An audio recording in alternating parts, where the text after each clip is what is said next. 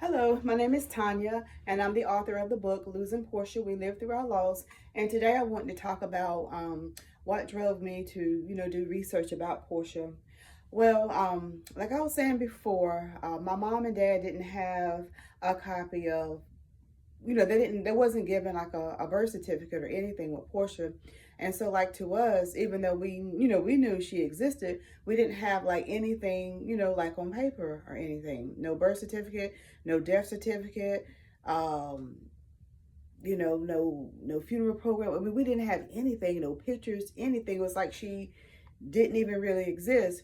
So like one day, well, at least on paper. So like one day I decided to go down to the courthouse and do some research, hoping that I would find something. And again, there was absolutely nothing. I'm like, something ain't right here. There's got to be more to this. So anyway, what I did, I looked up my mother's doctor, and I remember her saying that when, shortly after she had Portia, he had, moved to another county to practice medicine. So anyhow, I looked him up, and I talked to one of his staffers, and she encouraged me to contact the hospital where Portia was born, and to call medical records. So long story short, I did that, and at the time it was like 2017. So I'm like, wow, that's 37 years ago. So she told me that everything was put on microfilm. So long story short, she was able to retrieve Portia's, or my mom's medical records from 1980.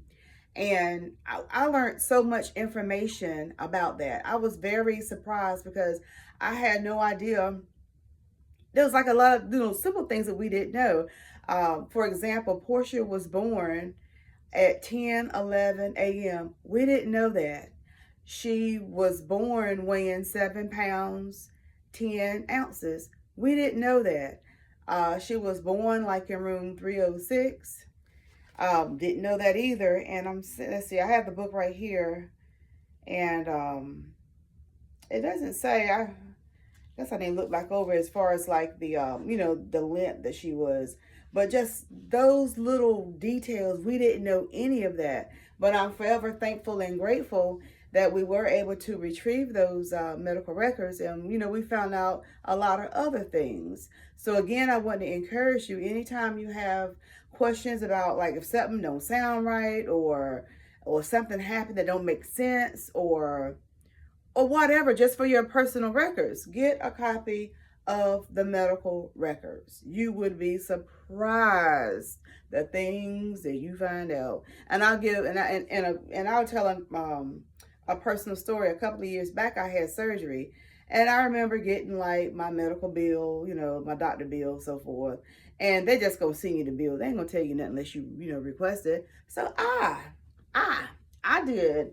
I requested my medical records. And Lord have mercy, you'll be surprised the things you'll find out. Like for example, hold on one second. I can show you. So like for one of my, I can show you right here because I remember writing it down. I'm a researcher and stuff got to make sense to me. And so like for example, like on my medical bill, I was charged, I don't know, X amount of dollars for, for the drugs and stuff. I'm like, what the heezy for sheezy? I ain't no way in the world. So by getting the medical records, it had a list of all my little, like an itemized list, medical records. It had a list of all the different drugs that I was given for my surgery. And I was blown away. I don't know whether y'all can see this or not. I don't know. But, yeah, these are all the drugs that they gave me when I had my surgery. And it's like 17 of them. And I'm like, excuse my language, but I'm like, how the hell could somebody survive all of this stuff? I mean, it's like so many drugs. And I'm like, my surgery lasted all of 2 hours. And I can't even pronounce half this stuff. But all I know, thank God I'm here. Thank God I lived to tell. But I'm just amazed at the different things you would find out about yourself through, through my medical records. I honestly did not know that. I'm sorry, y'all, I'm being all unprofessional. But like I said, I ain't a professional way, but I'm just trying to, share my story, help people. But anyhow, again, look into medical records, you would really be surprised. And so anyway, so I got the medical records and I was like, well, there's no, what about the birth certificate and so forth. So then the lady there, she had directed me to Vital Records in North Carolina. So I made contact, got on the horn, made some more contact, and she was telling me that during that period of time, the state was saving the records. And from 1980 to 2000, they destroyed the records for like, you know, for, for like stillbirths. And then like from 2000 up until now, they have the records. And they also told me, again, being that she wasn't born alive, so she didn't have a birth certificate. And then she didn't have a death certificate, she wasn't born alive. And that's kind of confusing, but you think about it, kind of makes sense. But she was saying that back then they were supposed to fill out a fetal demise record. And so apparently that's what happened. And being that during those years from 1980 to 2000, the records were destroyed. So I pretty much hit a wall on that. And so I wasn't able to attain that. So really the only thing that we have on paper, are the medical records to show and have proof that, we know she was here, but to have something on writing, on paper. So that had to do. And another thing that I want to talk about is the timing of everything. I remember like 2017, I decided to go ahead and, step out on faith and just do the research. And thank God that I did. And I'm so thankful that we got I did the research, wrote the book. And what I wanted to do was to, for the family to go in and do like a marker, to have a marker. Because my parents we had said we was going to do it, but you know how life started happening, out of sight, out of mind. And thank God, we did it before my father, passed away. So he was able to see the book. And I remember when I first got my books, I made an autographed copy to my mom and dad and gave it to them. And my father told me that, he was able to read my book twice. So that just brings tears in my eyes. He was like, battling, his, cancer and everything.